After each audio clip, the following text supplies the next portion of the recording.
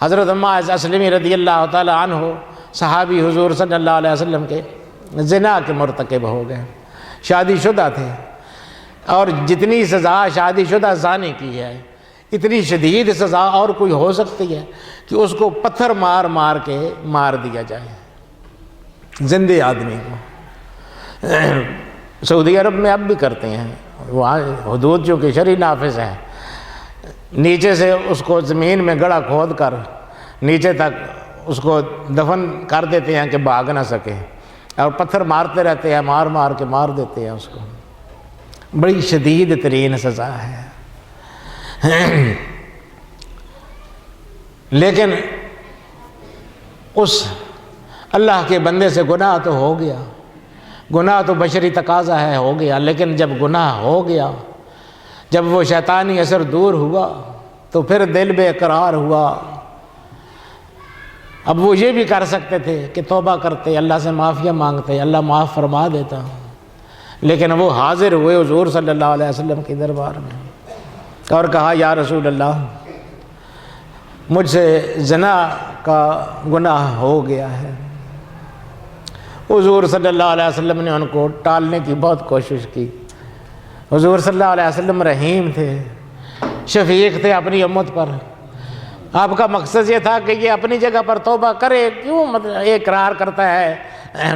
یہ زنا جرم ایسا ہے کہ بغیر اقرار کے اس کو ثابت کرنا بہت مشکل ہے، 4 گواہوں کی ضرورت ہے، اور ظاہر ہے کہ یہ عمل لوگوں کے سامنے تو کیا نہیں جاتا ہے، 1 گواہ بھی مشکل ہے، 4 گواہ کہاں سے مہیا کرے، اس لیے گواہوں کے ساتھ تو یہ ثابت ہوتا نہیں ہے۔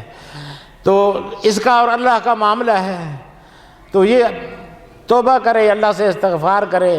اس لیے حضور صلی اللہ علیہ وسلم نے ادھر سے منہ پھیر کے دوسری طرف کر لیا، لیکن ان کا تو اندر بے تاب تھا، ان پر پہاڑ گرا ہوا تھا، وہ دوسری طرف آ کر بیٹھ گئے، عرض کہ یا رسول اللہ میں گناہ کا مرتکب ہوا ہوں۔ 2-3 دفعہ انہوں نے اس طرح سے کہا، پھر حضور صلی اللہ علیہ وسلم نے ان کو دوسری طرح ٹالنے کی کوشش کی۔ حضور نے فرمایا بھئی دیکھ، ویسے ہی ہاتھ لگایا ہوگا یا کوئی ایسی حرکت کی ہوگی جسے تو زنا کے مترادف سمجھ رہا ہے۔ انہوں نے کہا نہیں یا رسول اللہ، ایسا نہیں ہے، وہ جو صحیح عمل ہے جس طرح گناہ کا، وہ مجھ سے مکمل طور پر سرزد ہوا ہے۔ اب حضور صلی اللہ علیہ وسلم پر حضور صلی اللہ علیہ وسلم کے سامنے جب ایک شخص خود ہی بار بار اقرار کر رہا ہے، بار بار اعتراف کر رہا ہے، تو پھر آپ نے فرمایا کہ جاؤ اس کو سنسار کر دو۔ ظاہر ہے دل تو آپ کو آزردہ تھا، آزردہ ہوا کرتا تھا حضور صلی اللہ علیہ وسلم کا دل۔ جب کسی کو حد لگائی جاتی تھی، سزا دی جاتی تھی، ہیں تو وہ بالمؤمنین رؤوف الرحیم ہیں۔ اللہ کے احکام میں، اللہ کے احکام کی اطاعت میں کسی قسم کی کوتاہی آپ کو گوارا نہیں تھی، لیکن دل تو پھر دل ہے، اس میں تو درد ہوتا تھا۔ ویسے تو جہاں تک اللہ کے احکام نافذ کرنے کا مسئلہ ہے، اس میں تو یہ فرمان بھی حضور ہی کا ہے کہ لو ان فاطمہ بنت محمد سرقت لقطعت یدہا۔ کسی بڑے معزز خاندان کی عورت چوری کر بیٹھی تھی، اور کچھ صحابہ چاہتے تھے کہ اس کو سزا نہ دی جائے کیونکہ خاندان کی بدنامی ہوگی۔ حضور صلی اللہ علیہ وسلم نے یہ سنا تو غصے سے آپ کا چہرہ مبارک سرخ ہو گیا، منبر پر کھڑے ہوئے اور فرمایا کہ پہلی امتیں جو ہلاک ہوئی ہیں وہ اسی لیے ہلاک ہوئی ہیں کہ ان میں جب کوئی معزز آدمی، جب کوئی با اختیار آدمی گناہ کرتا تھا اس کی معاف کر دیا جاتا تھا، اور کوئی غریب مسکین کرتا تھا اس پر حد نافذ کر دی جاتی تھی۔ میں ایسے نہیں ہونے دوں گا، واللہ اللہ کی قسم، لو ان فاطمہ بنت محمد، یہ تو جس بھی معزز خاندان کی عورت ہے بہرحال آل محمد صلی اللہ علیہ وسلم سے کم تر عزت والا ہے۔ میں تو یہ کہتا ہوں کہ لو ان فاطمہ بنت محمد، اگر محمد کی بیٹی فاطمہ سے بھی یہ حرکت سرزد ہوتی لقطعت یدہا، میں اس کا ہاتھ بھی کاٹ دیتا ہوں۔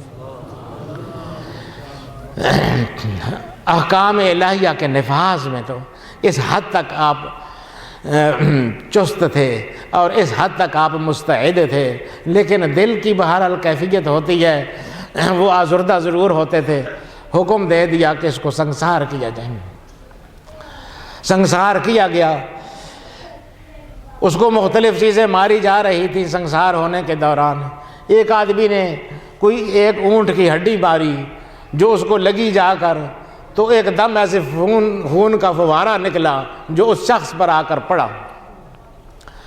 تو اس نے برا بھلا کہا اس شخص کو کہ بھئی یہ عجیب آدمی ہے، خود بھی گناہ کیا اور پریشانی میں مبتلا ہوا اور ہمیں بھی ساتھ پریشانی میں مبتلا کیا، کچھ اس کے بارے میں نازیبا باتیں کہیں۔ بہرحال رجم کا عمل مکمل ہوا، ماعز اسی طرح ہوتے ہوتے مار دیے گئے، ختم ہو گئے۔ واپس آئے، حضور صلی اللہ علیہ وسلم کے سامنے کسی نے ذکر کیا اس بات کا کہ جی ماعز نے جب اس کو مارا جا رہا تھا تو ماعز کے خون کے چھینٹے اس شخص پر پڑے تھے اور اس نے کچھ برا بھلا بھی کہا تھا۔ حضور صلی اللہ علیہ وسلم کو بہت غصہ آیا اس بات پر۔ آپ نے فرمایا یہ ماعز کو برا بھلا کہتا ہے؟ ماعز کی شان اور مرتبہ تمہیں معلوم ہے؟ ماعز نے توبہ کی ہے، ایسی توبہ کوئی کرتا ہے، اپنے آپ کو سنسار کے لیے پیش کیا ہے اس نے، اور ماعز نے جو توبہ کی ہے یہ عام آدمی کی توبہ نہیں ہے، یہ بہت اونچے درجے کی توبہ ہے۔ ماعز نے جو توبہ کی ہے، اللہ کی قسم وہ توبہ اگر اہل مدینہ پر تقسیم کر دی جائے تو سارے اہل مدینہ کے سارے گناہ معاف ہو جائیں۔ نعرہ تکبیر، نعرہ رسالت، شان غلامان مصطفیٰ۔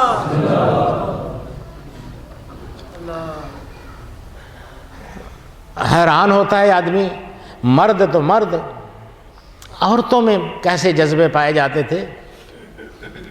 ایک عورت سے یہی گناہ سرزد ہوا، حمل ہو گیا اس کو، خود آئی حضور صلی اللہ علیہ وسلم کی خدمت میں، عرض کی یا رسول اللہ مجھ سے یہ گناہ ہوا ہے، مجھ پر سزا نافذ کیجیے، میں حمل سے ہوں۔ فرمایا اچھا حمل ہو جائے ہم اس کو سنسار کی سزا نہیں دیتے ہیں، کیونکہ ایک دوسرے زندگی اس کے ساتھ متعلق ہو جاتی ہے، اب جب بچہ پیدا ہوگا تو پھر دیکھیں گے۔ جب بچہ پیدا ہو گیا، اب حضور صلی اللہ علیہ وسلم کا مقصد یہ ہے کہ یہ اب لمبا عرصہ ہے، 9-10 مہینے بس ختم ہو جائے گی بات، نکل جائے گی اس کے ذہن سے بات، توبہ وغیرہ کرے گی۔ لیکن میں کہتا ہوں مرد تو مرد، عورتیں کس قسم کا خوف اور خشیت ان کے دل میں پائی جاتی تھی۔ جب ولادت ہوئی اور وہ چلے اور نفاس وغیرہ سے فارغ ہوئی، پھر حاضر ہوئی حضور صلی اللہ علیہ وسلم کی خدمت، عرض کی یا